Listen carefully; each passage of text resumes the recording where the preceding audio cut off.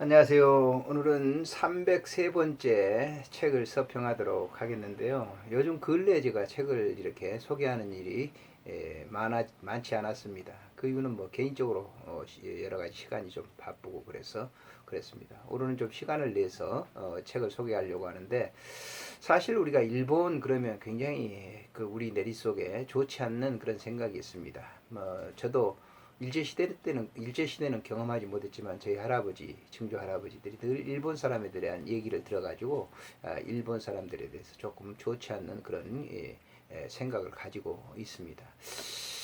사실 우리가 위안부 이제 사건 때문에 많은 지금 문제가 있습니다. 뭐 일본과 재협상을 또 해야 된다고 하는 그런 것인데, 사실 일본 사람들의 이제 본래 그 심리적 상태, 성에 관한 그런 인식들을 보게 된다고 하면 충분히 우리나라 그 위안부들을 이들을 이렇게 못되게 굴었을 것이라고 하는 것을 이렇게 제가 좀 생각을 해보는데요.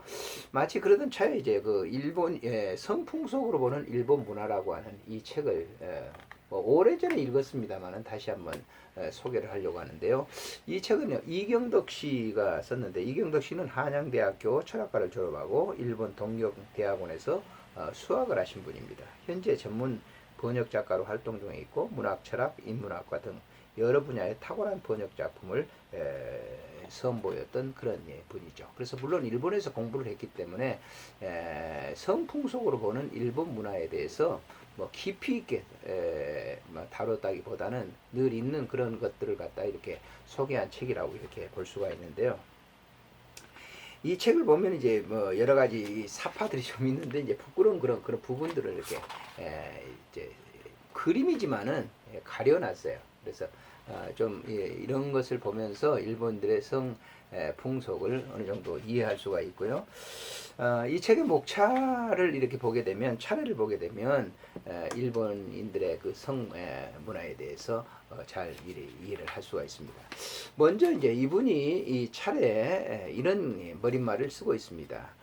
일본은 우리나라 대한해협 사이에 둔 지리적이나 문화적으로 매우 밀접한 나라다. 그러나 외임진해란 일제강점 등 좋지 못한 과거 역사 때문에 아직도 가깝고도 먼 나라의 차원에서 크게 벗어나지 못하고 있는 듯하다. 물론 요즘 일본 문화의 개방과 21세기 동반자 관계의 구축이라는 정치적 수사 등의 매스 미디어를 통해 흘러나오고 있지만, 여전히 피상성의 을 탈피하지 못하고 있다. 즉이 당연한 말이지만 설린 우호 관계는 상호 이해로부터 출발한다. 서로 알지 못하는 상태에서 진정한 우위가 생겨날 수 없기 때문이다. 우리가 일본을 제대로 이해하지 못하고 있다는 것은 우리가 지니고 있는 일본에 대한 생각을 점검해보면 쉽게 알 수가 있다. 저에 대해 그 생각도 그렇습니다. 우리의 일본에 대한 생각은 크게 둘로 나눌 수가 있는데, 하나는 일본이 파렴치하고 협오스러운 민족이라는 것이다. 서로 인접해 있기 때문에 역사적으로 그만큼 분쟁의 소지가 많았고 그만큼 갈등의 골이 깊을 수밖에 없었다. 20세기 초반에 우리가 일본의 식민지였다는 사실은 이미지 형성에 결정적인 영향을 주었다. 그 일본인들을 보고 수탈하는 그런 모습들을 우리 이제 할아버지나 정조 할아버지 이런 분들은 이제 거와왔죠. 그렇기 때문에 우리가 늘 그런 얘기를 들었습니다. 두 번째는 일본에 배워야 할 나라라다. 일본은 사실 근면하고 친절하고 민족성의 세계를 석권한 선진 기술을 바라보면서 가지고 있다는 점에서 우리가 이제 배워야 할 나라죠. 이 역시 상대에 대한 이해보다는 선망이나 무비판적 몰입에 빠질 소질을 지니고 있다. 그렇다면 우리가 취해야 할 태도는 무엇일까? 이제 21세기를 살아가는 동안 우리가 필요한 것은 과학적이고 냉정한 상태에 대해서 그것을 분석해야 될 필요가 있다라고 하는 것이죠. 자, 이 글을 쓰면서 이제 이런 배경에서 이제 이 책을 이제 쓰게 됐다고 이제 필자는 얘기를 하고 있고요. 일본 하면 섹스 애니멀이라는 단어가 떠오를 때가 있다. 또한 기생관광이나 종군 위안부 등 용어도 일본인의 성의식과 관련되어 따라다니는 말이다. 그것이 우리의 부정적인 편견이나 그들의 표면적인 판단에 의한 것도 있겠지만, 일본인들의 행위 역시 우리에게 그렇게 비춰진 것도 사실이다. 이유가 어쨌든 우리가 일본인의 성의식에 대해서 잘 모르고 있는 것만은 사실인 듯하다. 그래서 사실 일본 사람들의 그 우리가 뭐 유튜브에서 나오는 그런 것들이나 이렇게 보면 성에 대해서 상당히 그 사람들은 우리가 이해할 수 없는 그런 이제 아주 추한 그런 모습들을 영상에 이렇게 남아두었던 것을 볼 수가 있죠. 그래서 일본의 성 문화를 이해를 이렇게 이제 바로 한다는 것은 우리가 매우 중요한 것이다라고 하는 거예요. 또 위안부들도 그렇게 그들이 이렇게 추하게 다뤘던 악랄하게 다룬 것이죠. 그런 것들도 일본의 그 성 문화를 우리가 이제 알게 되면 그들이 그럴 수밖에 없었던 짐승과 같은 그런 행동을 할 수밖에 없었다라고 하는 것을 이해를 하게 되죠. 차례를 보게 되면요, 제1장의 일본 신화에 나타난 성, 최초 성행위와 국토 탄생, 신화 속의 성적 상징, 이자나기와 이자나미, 여신의 죽음, 살해되는 여신, 신화로부터 그들은 성에 대한 밀접한 관계를 이제 가지고 있죠.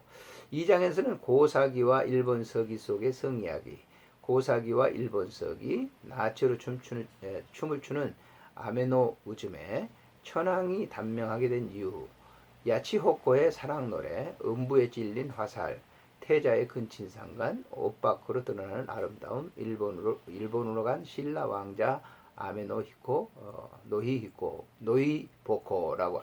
그러니까 일본은 그 황실에서부터 그런 이제 그 성에 대한 그 바른 그 인식을 하지 못하고 황제들이나 이런 사람들이 난잡하게 했던 것을 우리가 볼 수가 있죠. 제3장에서는 여성미, 일본인의 이상적인 여성미, 신체 지리적 미의 목록, 화장. 4장에서는 여성의 지위, 일본 여성의 초상, 여성들의 교육, 여성들의 노동, 부인과 비구니, 여성들의 이름. 5장에는 역사 속의 여성, 역사 속의 일본 여성, 일본 최고의 여류 작가 무라사키 시키부, 천황과의 비극적 사랑, 고고우노 스보네, 부귀와 허무의 두 얼굴, 기호. 6장에서는 월경과 출산, 월경을 가리키는 말, 월경 때 해서는 안 되는 것들, 월경과 관계된 신앙, 월경혈에 대한 생각의 변화, 임신과 관련된 신앙, 여성 성인식. 제7장에서는 결혼을 위한 남녀의 만남, 사랑의 노래, 결혼의 형식, 결혼 생활, 명령, 신부 교육, 독특한 청혼 관습, 신부의 혼수, 신부의 행렬, 결혼식과 신혼여행, 결혼 생활, 아내의 부정과 남편의 권리, 이혼에 대한 가정관에 대해서 이제 결혼관에 대해서 소개를 하고 있고요.